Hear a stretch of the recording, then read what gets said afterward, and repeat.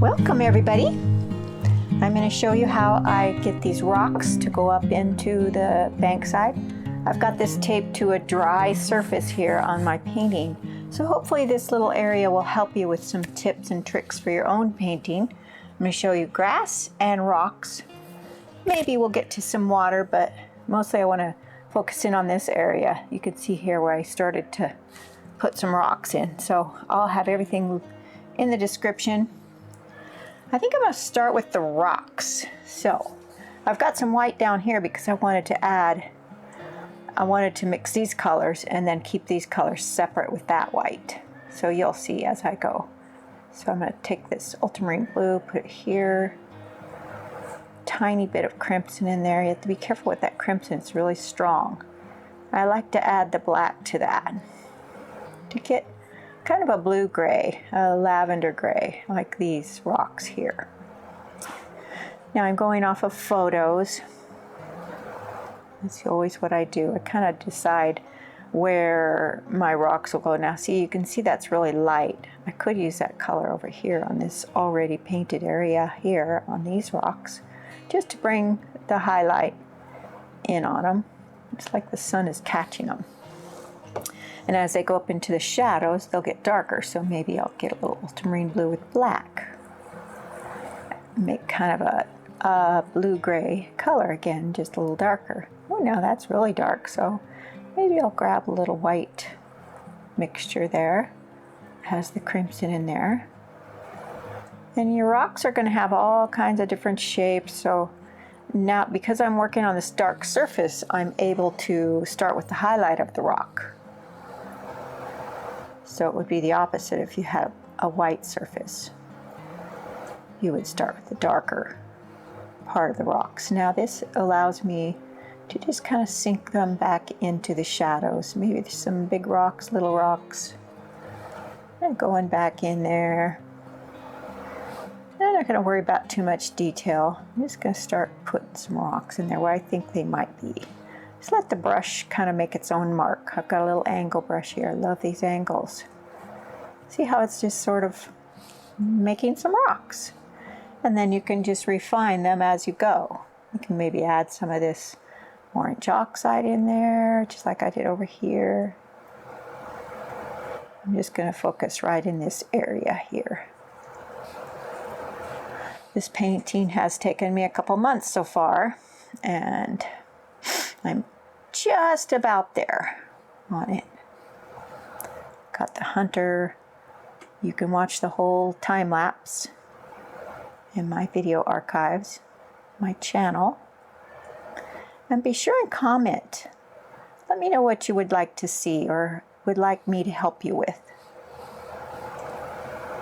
And be sure and hit that bell so that you know when my next videos come out.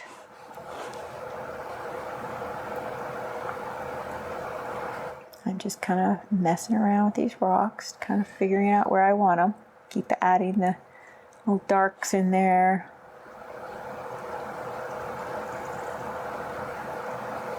Now eventually I'm going to be adding more extensive videos, but I'm kind of just taking out clips on these bigger paintings that take me a long time to finish. I figure why not help you with some areas that, you know, I think would be of great help. I've taught a lot of years, so I kind of got the feel of what people want, but there might be something you haven't seen, so be sure and let me know.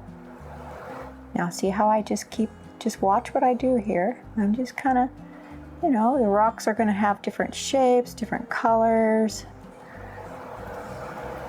And the shadows down at the base of them. They're going into the bank side there, so I want them to disappear. And I might even wipe that one out. So I'll grab some ultramarine blue and black. That makes a nice dark black. I like that. I want to maybe make these disappear here. And maybe bring these out into the light. That's what's the beauty of oil is. It's forgiving, and you can just keep creating and recreating your painting. See, I'm going to put a little bit of color now. onto a couple of these. So awesome.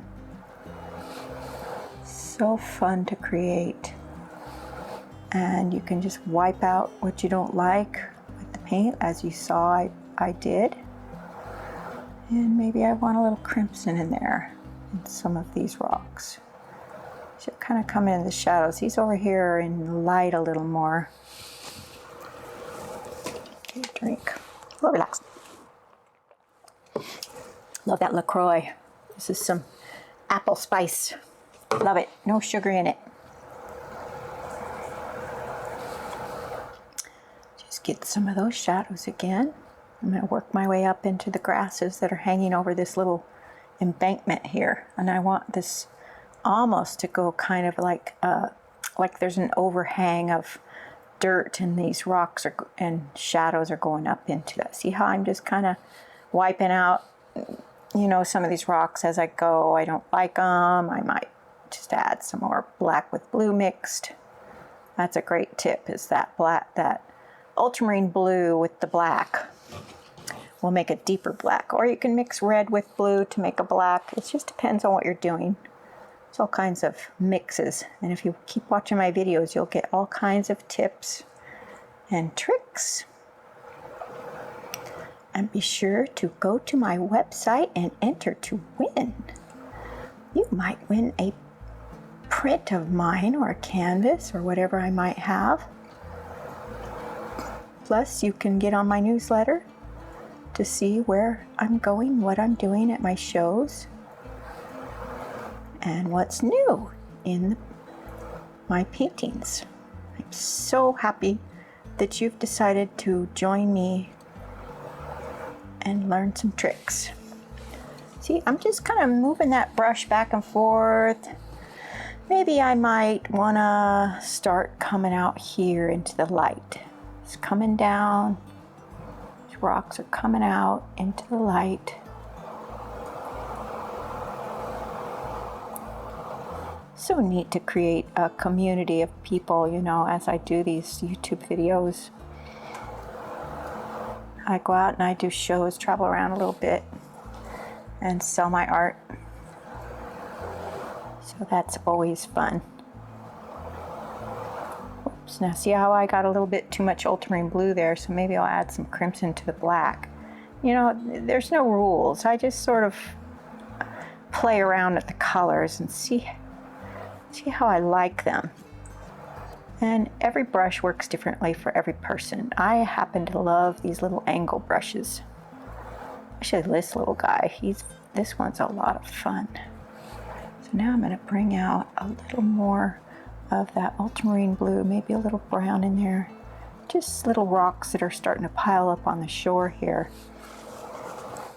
And this is where the water starts coming in. Like, let me give you a little example here. Get some blue.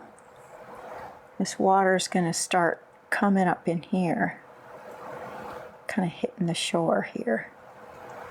Little beads of light might be hitting it. This is all dry underneath, so it's easy for me to move this paint around on top. And I'll be having all kinds of different tips and tricks, because out of each painting I have different little clips and tutorials that I can show you, like how to put light into things. You know, like with this, all I'd have to do is put some white into that blue, create a beautiful glow of water just kind of beading up over here on the shoreline. But I kind of want to get back up into these rocks. Maybe I want to get a little more light hitting. So maybe I'll grab a little white, put it on top of that orange oxide, and that makes that rock pop. Isn't that beautiful? And then there's a little rock shaped here. Just a little, see how the angle brush makes a nice mark? And I use the tip of it, and I move it in different angles, twist it and turn it. Just kind of draw with it a little bit. And if you don't like your rocks, kind of go over the top of them like I just did earlier.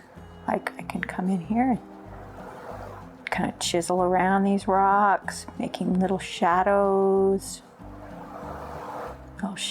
on the rocks themselves, and you start to see them.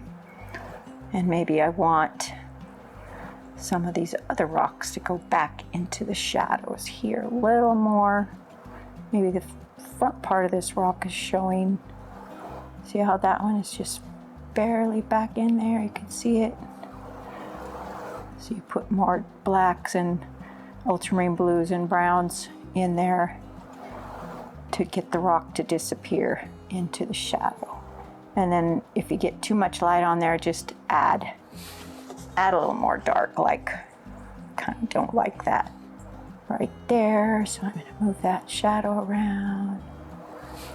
Oops. Stare at it for a minute. I don't know what I want here. You know, I always can come back and I can take out a rock like that. I don't like that rock. Just kind of move that around. Now I'm getting up in here where I can start to see some dirt on the bank side. It pops out in front of that little cave, that little overhang of dirt up in here. Now I'm just going to keep on messing with it until I like it. Maybe I'll have a little bit of highlight on that dirt. Grab some of these colors. I'll switch brushes here in a second.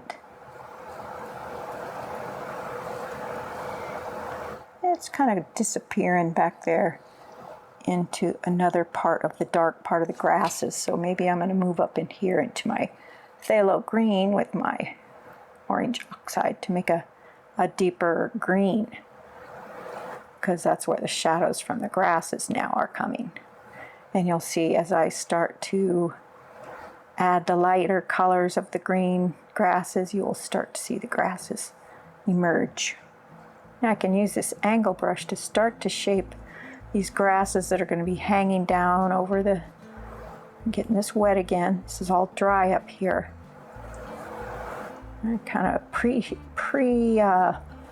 shape them, and then I'll probably go to my rake. I love the rakes. My filbert rake. That should be in the description.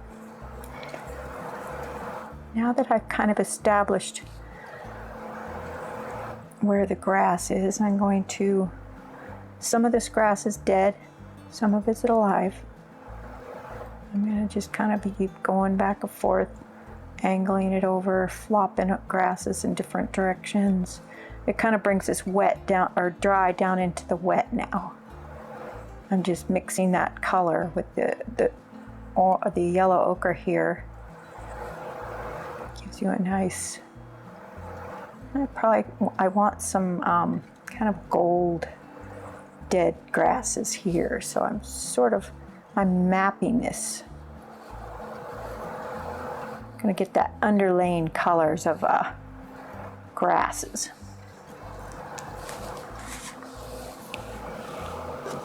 Now I think I want to get my little rake, my little filbert rake.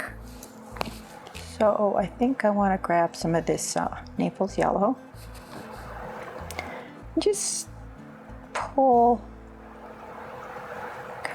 just let that wet paint glide the brush for you. If you need to stick your brush in a little oil, that's fine too. And there's always room for error, always. I'm not sure if I like this one, so I think I'm going to try this one. See what this does. I'm going to dip it in a little bit in the oil. Grab some dead colors. See what this does. See, this will give me more grass. I want to droop it down. I want to drape it down over that bank side. Some of this dead grass before I put live grass. It's going to be standing upwards, especially as I get up towards the horses. But I wanted to create like a little cave of... See how that just pushes that cave back? And you just kind of run that brush, twist it, let it, see how it's really wet. So now it can just bounce it too. Or you can use a liner brush. And if you don't like some of these marks, you can always, like with the rocks, bring the darks back up, like grab a little black and cut through there again. I don't ever like to really wipe paint off. I always know that I can go over the top of it, especially if it's had time to dry. Now you can see that it's great to do dead grass because you don't have to be perfect with your little marks. See, now it's kind of blending in, so I don't like that. So I'm going to grab that black, cut through there again, break that up. I really like putting all different kinds of colors in there for the grass. Dead grass just kind of hanging down like it was from the year before, and the new grass has grown up around it. Creates a little cave back in there. Now maybe I want to come up here into the Naples yellow. Start coming up here into my light. And make the grasses stand up a little more up here as I go up towards the horses. I'm going to grab a little more of that phthalo green in there to give a little more peppy, happy live green here and there. Just let the brush mix its colors on its own. Maybe I want to bring some of those little grasses. See how this rake just kind of grabs and makes its own little grasses. I love that. You don't have to be perfect, just kind of bounce them around. Cut through them again with some darker. If you don't like the mark, like I don't really like that right there, so I'm going to tap in there and break that up a little bit. Maybe I want some coming up this way.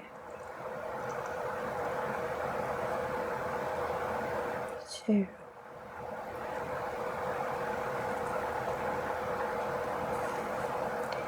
Isn't that lovely?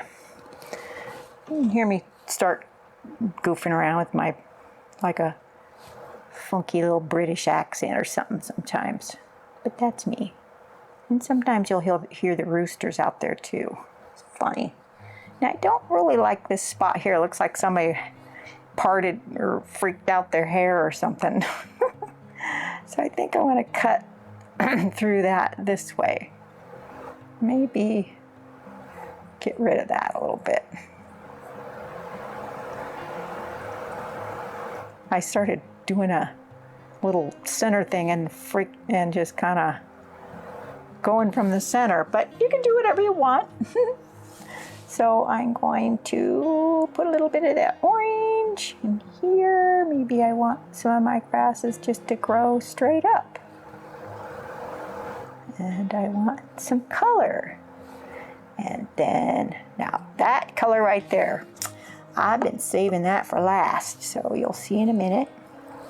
I am first going to just give you a little sample of these grasses, how I can pull them, grow them straight up. First, a little bit of each color, just kind of, like that. I'm building my way up here to this area where there's a lot of grass growing straight.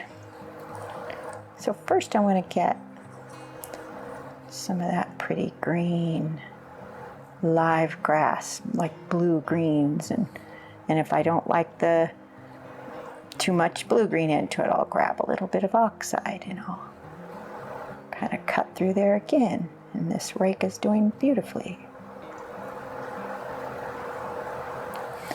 Now maybe I want some yellow ochre in there.